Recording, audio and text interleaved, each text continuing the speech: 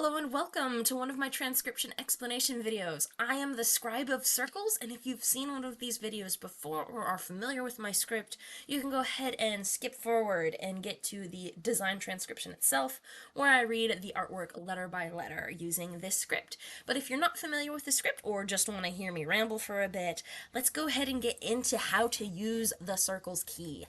So, this is set up in a grid. You'll notice we have rows and we have columns.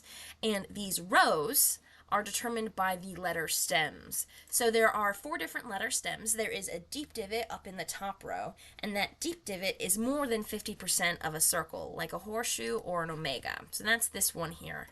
And then there's a shallow divot stem in the 3rd row down here, and that shallow divot is like a bite taken out of a cookie, 50% or less of a circle. Then we have our completed circle stems in the 2nd row and in the bottom row. And this 2nd row stem is a completed circle, but it's inside the word circle. Whereas the bottom row, it's on the line of the word circle. And that can be anywhere on the line. It doesn't have to be centered like shown, or that inside the word circle can be kind of more towards the middle, but just make sure you can tell where its position is, because the reading order for this script is bottom counterclockwise, like a time traveler going back in time. So, start at the bottom, go counterclockwise, like 6 o'clock going around the clock. So, that is the reading order and the letter stems. Now that is how you get in the rows. Now to get the columns, we have dot modifiers and we have line modifiers. And that fine print up here matters. So these dots, they count at whatever letter they're closest to, whereas the lines, they count where they end on a letter stem. So where they connect and stop on the letter stem, which is again that black bit of our letters, so things are color-coded. This blue one is the word circle, the black line is the letter stem. So if a line were to end on that letter stem, it would count for a line modifier, but if it goes through the letter stem, it doesn't count. So this line going through the letter stem doesn't count on the letter stem, but it does count on the vowel. So let's go down and talk about vowels now that we've talked about the dot modifiers, line modifiers, and letter stems. Vowels are these little guys, and they look similar to dot modifiers. The biggest difference being dot modifiers are filled in, or vowels, they're open in the middle.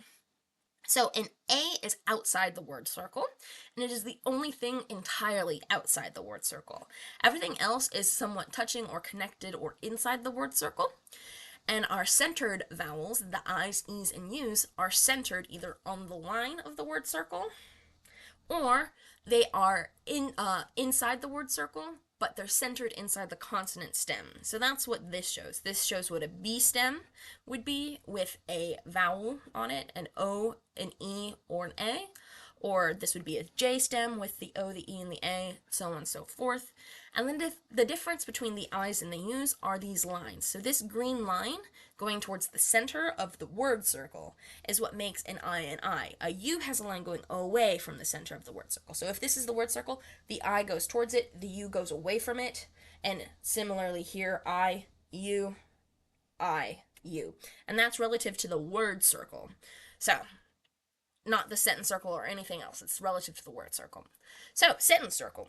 Sometimes you can put a sentence circle around your word circle if you so choose, especially if you have punctuation, because that is where the punctuation marks go. They're all noted here.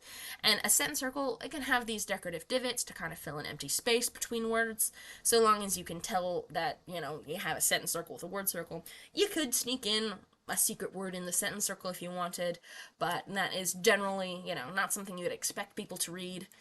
And then there's this start marker, which is optional. If you have the reading order in the typical bottom counterclockwise fashion on a design that will be oriented bottom with a top and a bottom, you don't need your start marker. You can put that there if it's something that'll spin, like a sticker, or if it's something that will, have multiple kind of start places. If you're writing a poem or something, you can use the start marker as a bit of a roadmap.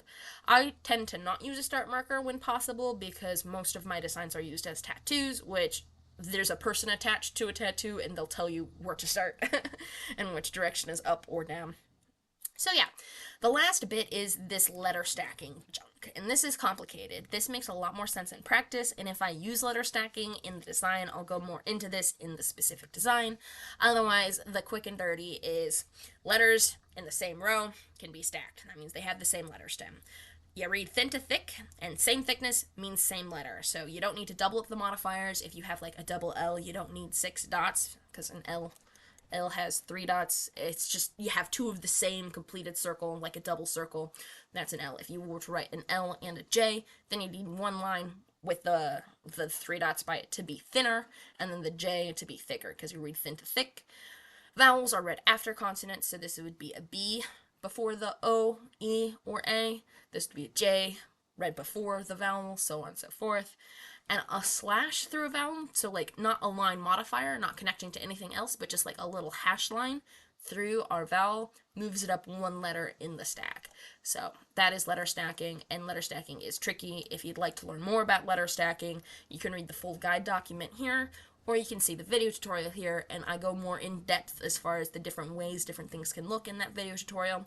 And if you're more interested about the history and development of the script, these are the presentation slides me and Lauren give at panels at conventions and stuff, where we talk about the history and development of the script, as well as its use on Doctor Who. Most people will recognize this script from Doctor Who, but this is actually something from a couple of nerds in high school that Doctor Who has used. So big difference there. This is not something we took from the show. This is something the show got from us. So it's free for anybody to use, even commercially, so the show didn't step on our toes or anything. It's just really cool to say that, yeah, our silly little circle language is what the BBC has used to represent circular Gallifreyan, the language of the Time Lords on Doctor Who. But that being said, it's not official or canon. It is just, something some nerds made that the show has used, which is a big deal. But I mean, the show's also used like dinosaurs. Dinosaurs are cool. They're not a thing from Doctor Who. They're a thing that Doctor Who has used. So yeah, this Sirkles script is what the Doctor Who show has used as Gallifreyan. So yeah, that's the legalese, the technical history and stuff. There's screenshots and stuff in the presentation. If you're interested, just check that out. And then I have, of course, some useful contact and links. That's my email. Feel free to email me with questions. Then shermansplanet.com is Lauren's main site, where there's more information about what they've been doing, as well as information on Gallifreyan there. And then, of course, my Etsy, where I have all of the different options as far as custom stuff I can make for you with the Sirkles. So yeah, let's go ahead and get into the design transcription for the specific design of this video. See ya in a bit. I'm super excited about this design, which was made to be a limited edition item for the Time Traveler's Weekend. This design will be engraved onto the pocket watch looking dice set that you can only get by getting tickets for the Time Traveler's Weekend, which are linked below. And in those tickets, you also get a swag item for free, and this is one of the choices for those. This design engraved on a pocket watch aesthetic. It just looks like a pocket watch, but when you open it up, there are some dice in there. Again, link is in the description. Otherwise, this design can be for regular sale engraved onto regular actual pocket watches, which is going to be a new staple for my shop. But yeah, let's go ahead and get to reading it.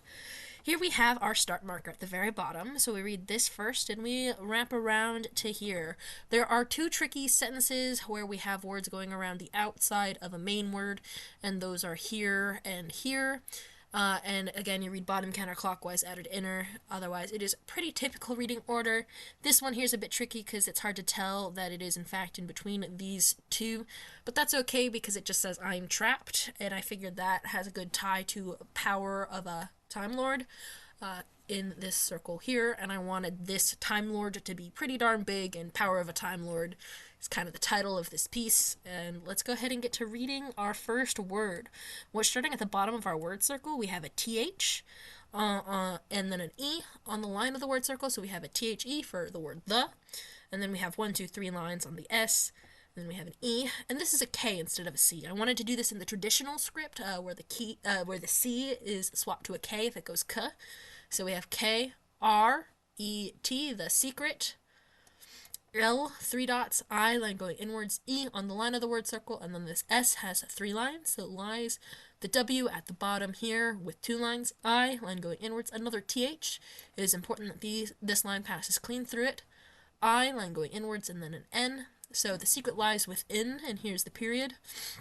Here we have an I, line going inwards, the apostrophe, a double line, 1, 2, 3 lines on the M, I'm, T, nothing on it, R, 3 dots, A, outside the word circle. Then we have, I'm actually going to shrink this a tad. Bam.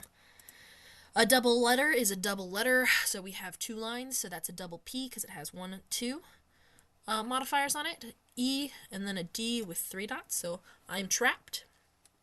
This doesn't have a period at the end because I couldn't figure out a good way to put it without it looking like a period randomly in the middle of the word power here. But here we have another I'm, I, line going inwards, M, 3 lines again with the double line here. These I's are done quite similarly. So I'm, K, 1, 2 dots, E, inside the K, P, 2 lines, T, so I'm kept. I, line going inwards. N, this one line here ends on it, the other ones pass through. S has 1, 2, 3 lines. This I is very sneaky and looks like it could be on an A on this word circle, but only things in the A's cannot have lines ending on them like this. This has to be an I because it has a line on it, and it has to be associated with this word because this is the only word where that is in the I position. It's in the A position on this word, but has a line on it, so we know it has to be an I, and because it's an I position on this word, but an A position in this word, it has to be the I on this word. So there's some fancy justification there about how this has to be an I on this letter. So S-I, and then we have this deep divot with 3 dots, so that's a D, and then lastly the E. So inside, T-H-E, inside the 2 dots on the K. This looks like it could be a hyphen, but I really wanted to get this completed circle field. In fact, this would definitely be translated as a hyphen. But I wanted these 3 lines here for aesthetic purposes. Actually, you know what? No, we're fixing this. We're making it not potentially a hyphen by making it not connect up on the word circle, by having it rather land on this. Oh boy, why did that delete it? I'm gonna have to be careful about this. We're gonna make it a line that instead, come on, let me edit. Bam. No, I don't want to end on that line. I'm going to end here. Stop it. Oh, that's because you're a circle. Okay. Bam. There! Now it's not technically construable as a hyphen, which is good. But I want to make this pretty here by ending it there and there. And then we've got to get rid of this one. We're going to make this one actually scotch bigger.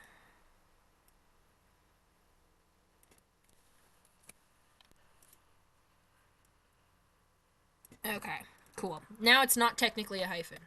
We're going to thin it up a little, though. Okay, so that was a lot of effort to make this not technically a hyphen on that letter, as this is an apostrophe there. So we're all safe. This is now just pretty decoration.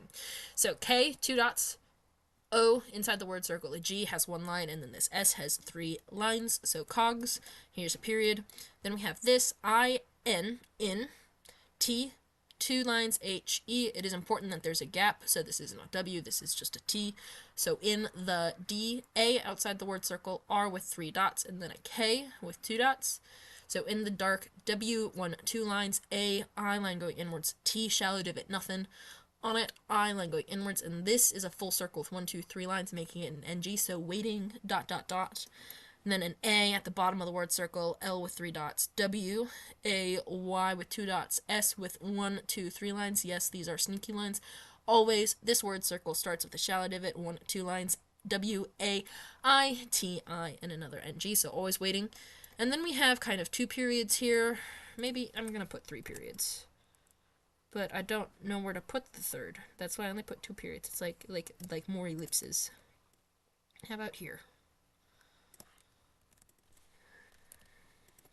Sure. But now it's not even. I want these to be even. Okay, we'll scoot it over. And these cannot look like A's because, again, A's, well, these don't look like A's because A's cannot have lines ending on them like these do, which have 2 lines ending on them. So, this is another kind of like dot dot dot. So always waiting, dot dot dot. And then we have this last sentence circle, P-O-W, this shallow divot has 2 lines on it. E, this shallow divot has 3 dots on it. So power, O, F, this has 1, 2, 3 lines on it. A, outside the word circle, and we're gonna make this centered and just barely touching both. Like that. Just barely. I'm nitpicking like crazy, but whatever. T, I, 3 lines on the M, E, 3 dots on the L, O, centered, R, 1, 2, 3 dots, and then a D with 3 dots. So power of a Time Lord right in the middle there. So yeah, that is that design, and I'm, again, super happy with it. I nitpicked a lot, as you saw, and I had been doing that for like the last hour, just nitpicking, adjusting, and I'm super happy with it. I'm so excited to have this as, like, the perfect design to have on a pocket watch, because, oh my gosh, it is, like, the power of a Time Lord in Gallifreyan, and, like, oh my gosh, yes. So yeah, that is that design and that explanation video. I hope you like it, hope it makes a bit of sense, and yeah, bye.